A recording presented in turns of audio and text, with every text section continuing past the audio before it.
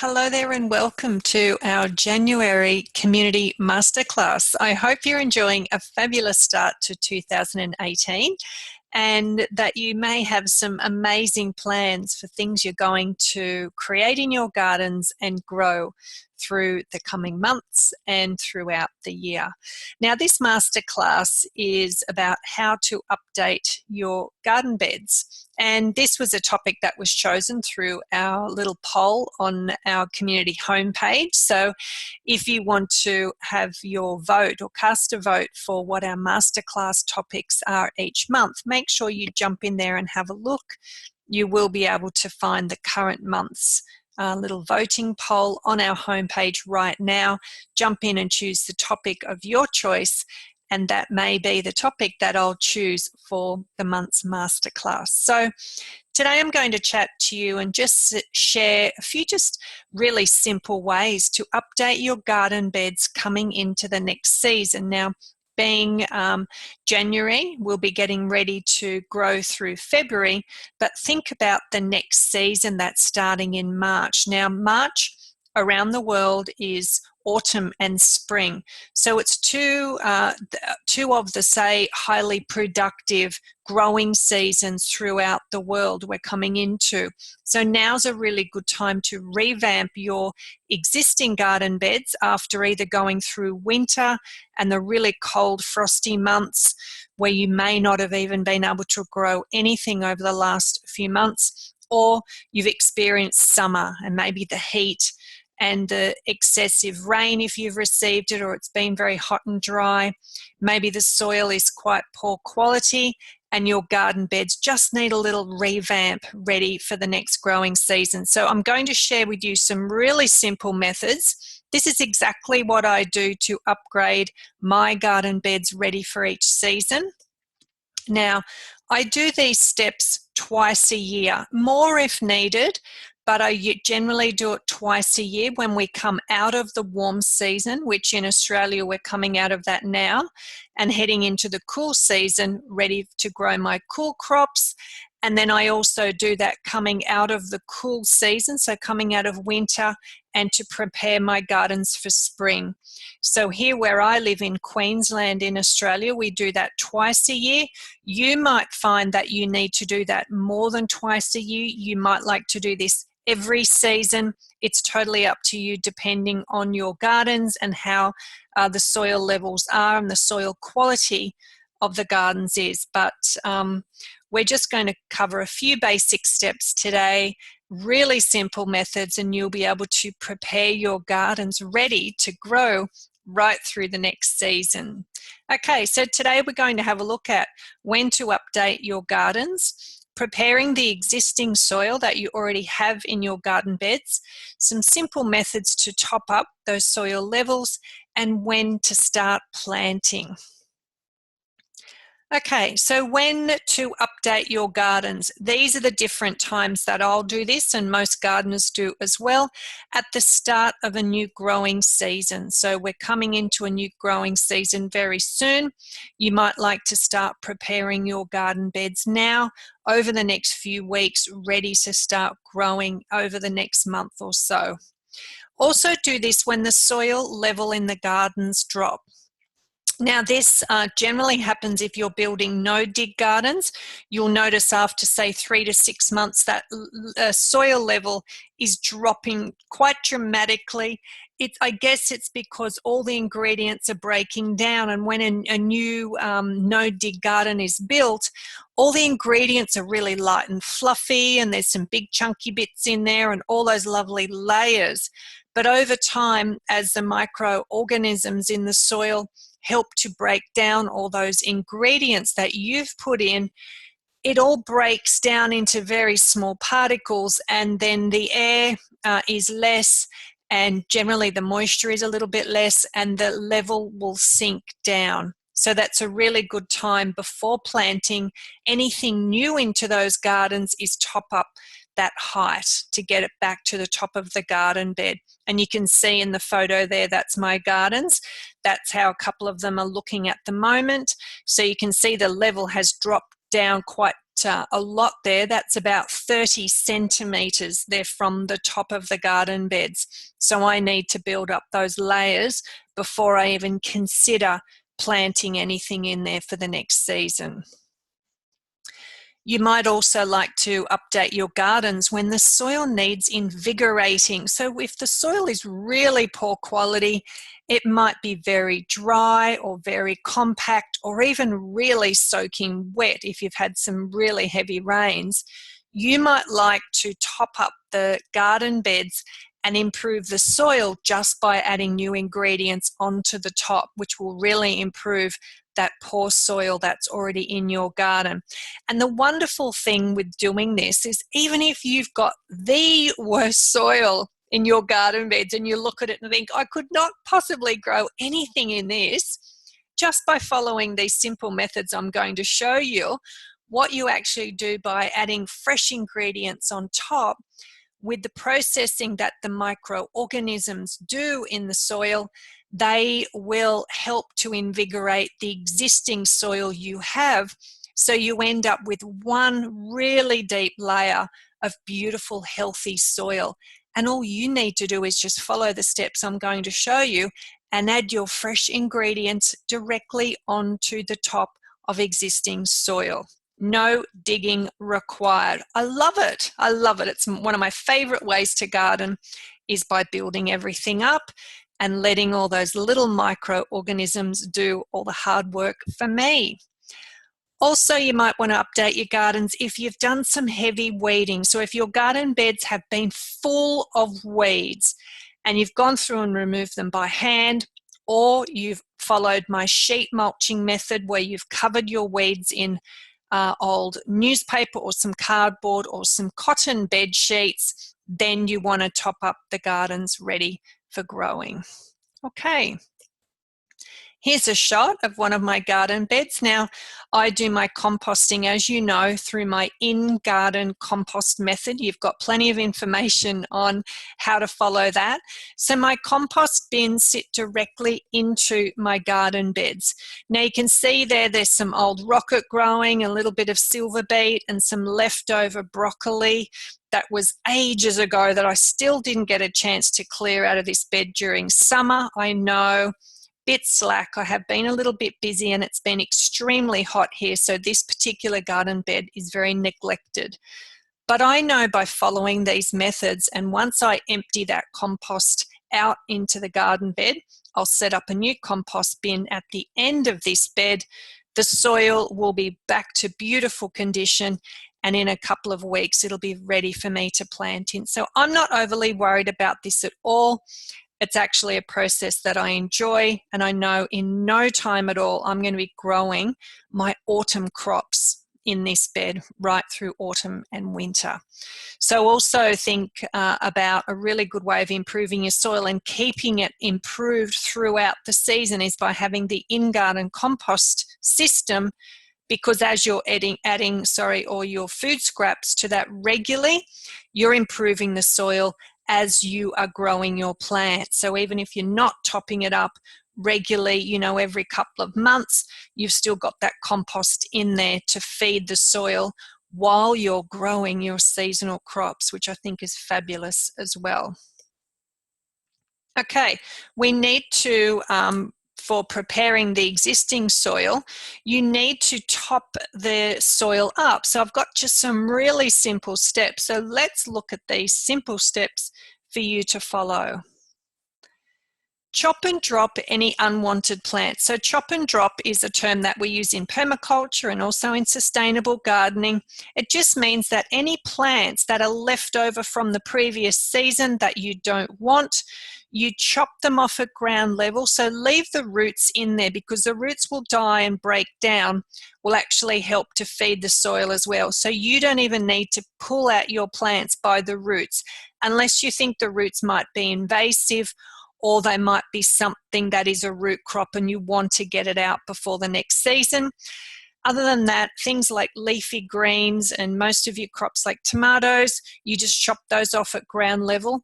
Chop up that foliage finely, into like 2 to 3 centimetre pieces, and just lay it straight onto the existing soil. Now, the good thing with that is because those plants are still technically alive, you've just cut that green leafy foliage, it's really high in nitrogen.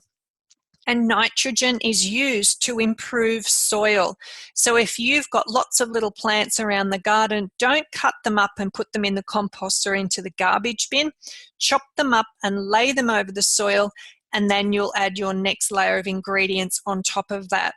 Now, with this one, the only time that you would pull out those plants is if they are weeds and you want to remove them, or you think down the track they're going to become a problem.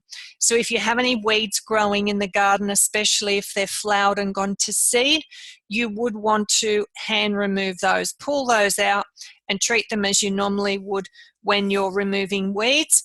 But if the plant's not going to be a problem, chop it up and drop it onto the soil, and then it starts the layers of those new ingredients coming in. It's fantastic. It's a really sustainable kind of way. It's like closing that loop. You're using those plants back into the soil to improve the soil to grow more plants. Great for sustainable gardening. Okay, the next step is grab your garden fork. My garden fork is just a short-handled garden fork with a little handle on the end.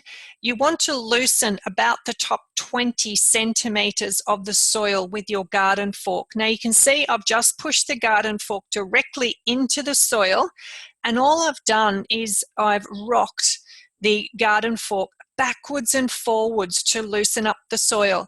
Then I lift it out and put it into another spot, and I rock it backwards and forwards. Now I say about 20 centimeters, but generally for me, I go on the depth of the spikes on my garden fork, and mine are around 20 centimeters long. So that's how I know I'm breaking up that top 20 centimeters, but 10, 15, 30 centimeters, whatever you like.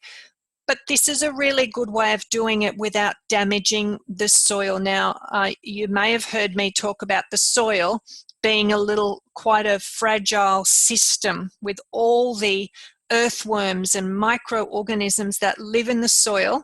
You don't want to turn those over and till them and do excess digging, because all you do is damage that fragile system, and it needs to rebuild before it can start assisting the growth of the plants. So if you treat your soil quite gently and save all that back-breaking work, just by pushing the garden fork in, gently loosening it by moving it backwards and forwards, taking it out, putting it into another space, and doing that all over the top of your garden bed, what you're doing is piercing that top, say, crusty layer of soil and allowing for the moisture and the nutrients to make their way down into the lower levels of the soil without actually having to turn over or till the soil and cause damage. Okay, so no digging required here. Just wiggle that fork or push it backwards and forwards, and that will loosen the soil. Very simple. Okay, the next step is to sprinkle over some blood and bone, which I like to use, or another organic fertilizer.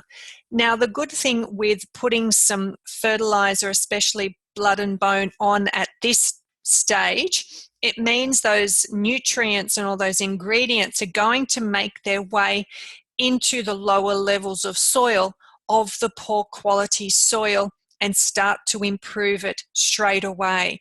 If you can imagine putting all the new layers of ingredients on top and then adding your blood and bone or your other fertilizer to the top, it's going to make its way through the depth of those new ingredients, but it won't really make it down to the existing poor quality soil, which really needs a boost of nutrients. So now's the time, after you've loosened up the soil, sprinkle around your blood and bone or another slow release organic fertilizer that you may like to use. Now make sure when you're applying this you follow the manufacturer's application rate. So always read the packet to work out the quantity of the product that you're applying. So I know how much blood and bone I need to sprinkle, and that's one of my handfuls there. Make sure you always wear gloves when you're dealing with these products, because if you have any cuts or sores on your hands, they can actually cause infections and become quite a serious problem. So please make sure you always wear your gloves and wear a dust mask if you feel that you need to as well. So sprinkle over the blood and bone. Blood and bone is really good because it has the different nutrients in it to help really invigorate the soil. It has a good range of elements and the macro elements. It also is really good for feeding the organisms in the soil. It's almost like an activator. So it helps to get the organisms really going and processing that poor quality soil, as well as then making its way into the new soil. So blood and bone is quite good.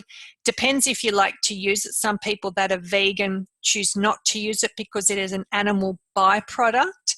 But if you're happy to use it, it is a very good product for the garden. It can be used through any garden areas. It's quite an inexpensive product. You can buy it in bulk and store it in plastic containers to stay dry, and also to keep any animals out. And then you can use it throughout your garden and also add it to your compost because it helps to decompose all the ingredients in your compost. So very versatile product, blood and bone, or any other organic fertilizer that you may have.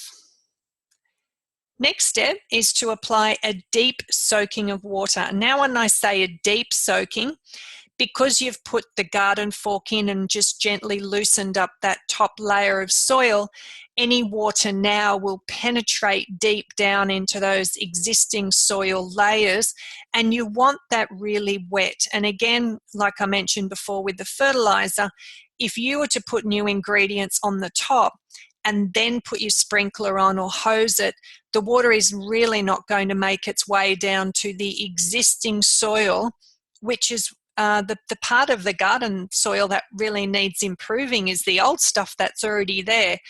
So after you've applied your fertilizer, give it a really deep soaking of water. You want to get water down deep into that layer of poor quality soil, which will again get the microorganisms coming back and starting to work their way through the soil and up to the new fresh ingredients. So everything will break down and improve with moisture. So you really need to get the water in at this level before you add anything else on top. Okay, the different methods to top up the soil. Now here's my boys. This is quite an old photo of them because they're little in that photo. They're now teenagers and all grown up, lovely young men. So this is a photo of them helping me to make a no-dig garden, and you can see they're chopping up all sorts of goodies to fill up that hay bale bed and to create a new bed. So when you're topping up your garden bed, you want to add your fresh ingredients now. So the two ways you can do this is you can follow the no-dig method, which you'll find the information on that inside the community. You can download the notes for the no-dig garden, gather all your ingredients and just go step by step. Obviously, to top up an existing garden, you won't need as many layers as you would if you were creating a new no-dig garden. So you can see this garden in the image there. That was an existing garden that I wanted to top up.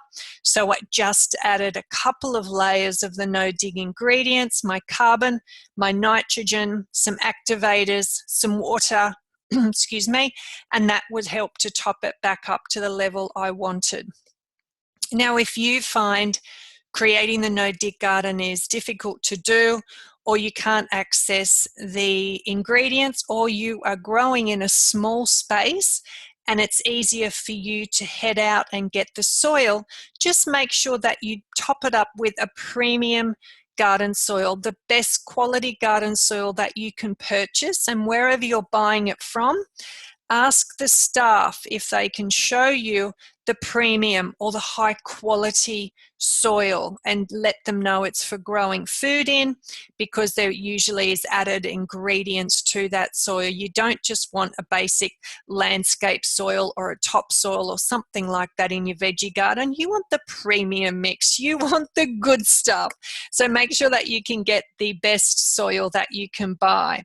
Now, when you're buying soil for the gardens, it usually comes with extra manure and some other ingredients added, but I would suggest adding a little bit more of your own compost from your compost bin or your worm castings, or if you can get a bag of manure from the general store or your hardware, or even on the side of the road if you can go for a drive to out of town and maybe grab a bag of horse or cow manure. You might just want to add that to the soil that you're purchasing just to give it some extra boosting to come into the next growing season.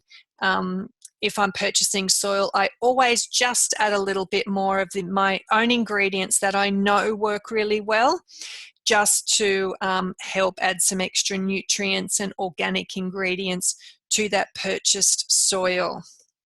I would also suggest sprinkling on top of that maybe a handful of blood and bone or a slow release fertilizer to that purchased soil to get some nutrients in as well. Now, if you're following the no-dig method, you just follow the no-dig layers with your ingredients, which does include a layer of slow release fertilizer or manure in there as well. So you're getting those nutrients and ingredients in when you're doing the no-dig method. But if you're purchasing soil, I would just add a little extra to improve the soil, and then you know it's going to grow really well through the next season. Now, if you are purchasing soil, you can just have a read of my article, which I will send everyone a link to, and I put that into maybe our Facebook group. My article on how to feed your soil to grow more food, which will be on soiltosupper.com. There's a few ingredients listed in there that you can add to your soil that you're purchasing, just to make sure there's some extra nutrients in there as well. So get those in, and it will all blend together, and you will make this delicious soil to grow your garden in. The next step is to cover those layers with fresh mulch, whether that's hay mulch, cane mulch, straw, lucerne, whatever it is that you're using. This is your carbon layer, which is the brown layer. So top up all those ingredients, whether you followed the no-dig garden or by adding premium soil, cover in a layer of mulch and allow that to rest. Now, what you want to do is now think about when can you start growing in that. And you can see there's my boys again. That's quite an old photo of each of them digging and getting some plants into the ground. So that would be after we've topped up those garden beds. You can see how nice and full that garden bed on the right is. And the boys are putting some nice carrot seedlings and other seeds in that garden.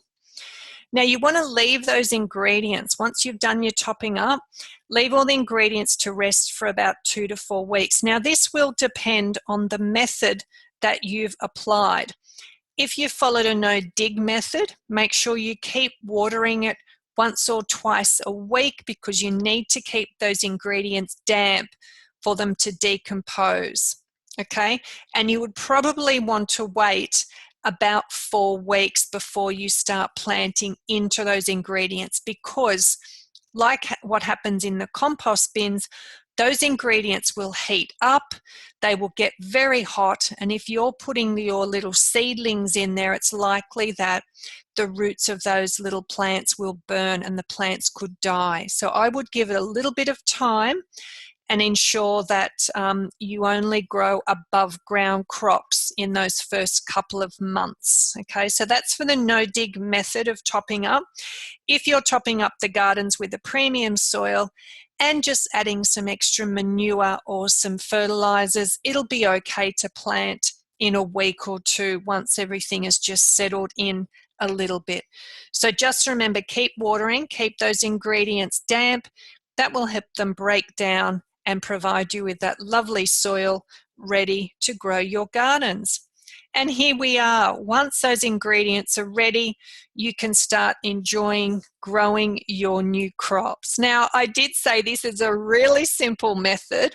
It sounds quite easy and quite basic, the steps to follow, and it really is. Once you get in the habit of doing this a couple of times a year, or as I mentioned, when you might need to do that to invigorate the soil, or when the soil level drops down a little bit. And again, at the start of the new growing season, it's not a big job to do. What you could do is plan on gathering all those ingredients in the weeks leading up to the time that you're going to do this.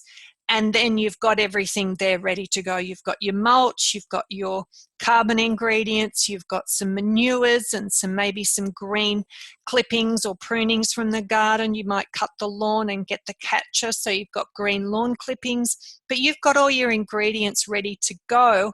And all it is a matter of going through the steps that I've covered to prepare the soil, put your ingredients in, loosen it up, water it in, get all your fresh ingredients on top, let it rest, and it will be beautiful and really healthy soil ready to grow your new crops in the season. So very simple method. And now you have the steps to refer back to at any time that you need to update your garden beds. You can jump in here and watch the video. What I will do is actually upload a PDF of all the slides into a document, and you might like to just download and print those, put them in a folder and take them out to the garden with you and just follow those steps as you go. So I like to keep everything nice and simple for you, so you have the confidence to go out to the garden and do these tasks and grow amazing food. You just follow these steps and your garden will thrive. Now, if you have any questions from this lesson, please post them straight into our Facebook group. If you haven't joined, go in there and click on the Join the Group button, and then I will put that through for you straight away. I usually get a notification on my phone pretty quickly to say that a new member would like to join. So please join the Facebook group. The great thing about our Facebook group is you can take a photo with your smartphone or your tablet, whatever device you have. Take a photo while you're out in the garden if you have any questions, because if you have a question about something happening in your garden, I can have a look at the photo and reply to you straight away and let you know. So even if you're out in the garden and you're going through these steps and you're not quite sure what you should do next, you can take a photo and post it straight into our Facebook group and I can get back to you. The other thing you can do is you're able to access me through Messenger. So if you see my name in the Facebook group, click on that, click send message, and you can send me a private message and I will receive that instantly and get back to you. So I want to make sure that you know I'm here to help you through every step of the way. You just don't have to tackle all these little tasks on your own. I'm here to help you. One of the things I love about the community is being able to support all our members at any time of the year, just probably not nighttime when I'm asleep. So you might have to wait till the morning to get an answer if it's during the night. But please take photos and put them into our Facebook group. And I will be in there to help you with any solutions that you might need. So I hope you enjoyed our January Masterclass. It's just a little simple one, but following these steps is actually going to make a really big impact on the health of your soil.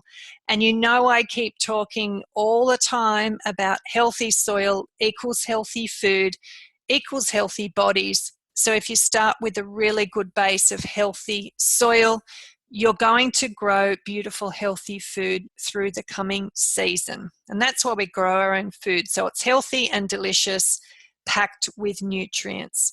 So thanks so much for joining me for this class. You might want to go and start gathering all your ingredients now and upgrade your gardens, and post some photos in our Facebook group so I can see what you're doing. Share it with us. It's a place to share our successes as well.